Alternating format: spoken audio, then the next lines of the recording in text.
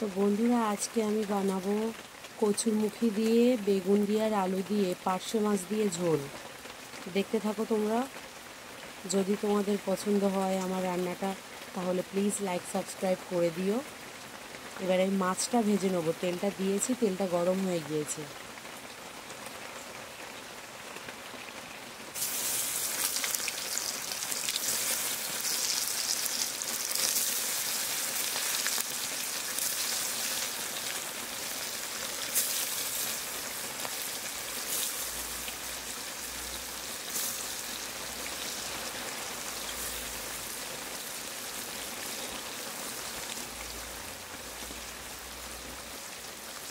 তাহলে আগে মাছটা ভেজে নেই। তো মাছটা আমার এক পিঠ করে ভাজা হয়ে গিয়েছে। এবার আমি মাছগুলো উল্টে দেবো।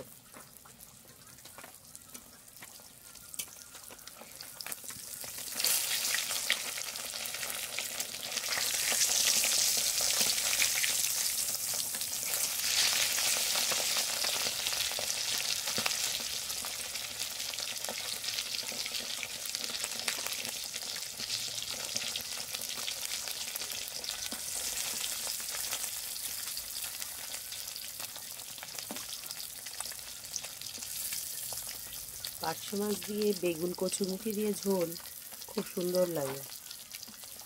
তোমরা ট্রাই করে দেখো।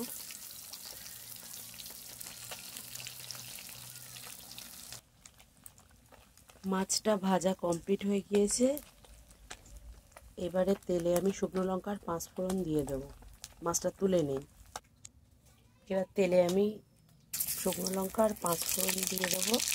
তারপর কচুরমুখীটা ভেজে নেব।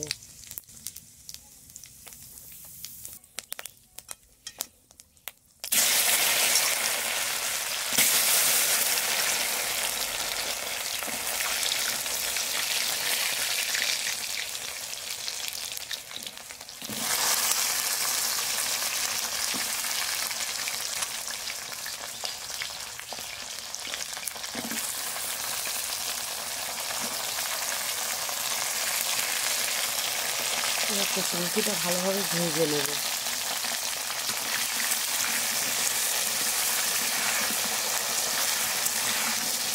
কচুরমুখীটা ভালোভাবে ভেজে নিয়ে তারপর এতে আলু আর বেগুনটা দিয়ে দেবো।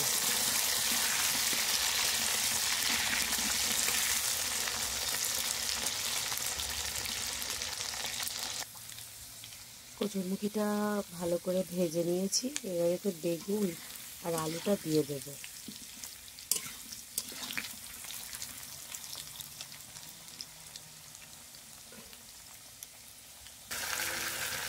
বেগুন আর আলুটা দিয়ে দিয়েছি।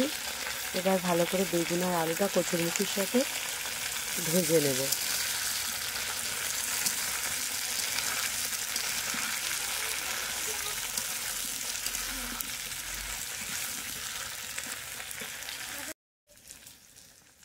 আলু আর বেগুন কচুরমুখিটা ভাজা হয়ে গেছে। এতে একটু দিয়ে দেবো লবণ, হলুদ আর একটু চিনি।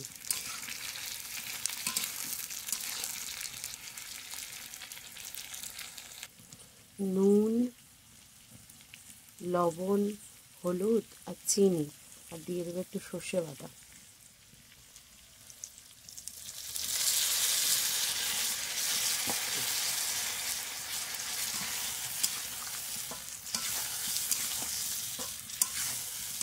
দিয়ে এগুলো এবার ভালো করে নাড়িয়ে চাড়িয়ে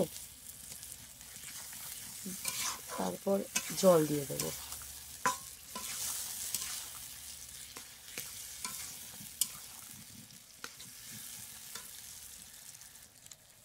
বেগুন, আলু, কচুরমুখী মশলা দিয়ে সব কষানো হয়ে গিয়েছে। এবার জল দিয়ে দেবো।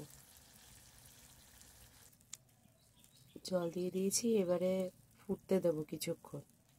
তারপর মাছটা দিয়ে নামিয়ে দেবো।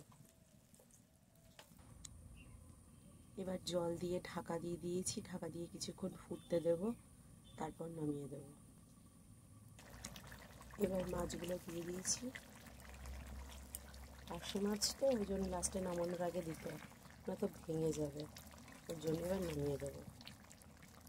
তো আজকের আমার কচুরমুখী বেগুন দিয়ে আলু দিয়ে পার্শে মাছ দিয়ে ঝোল কেমন লাগলো বন্ধুরা জানিও।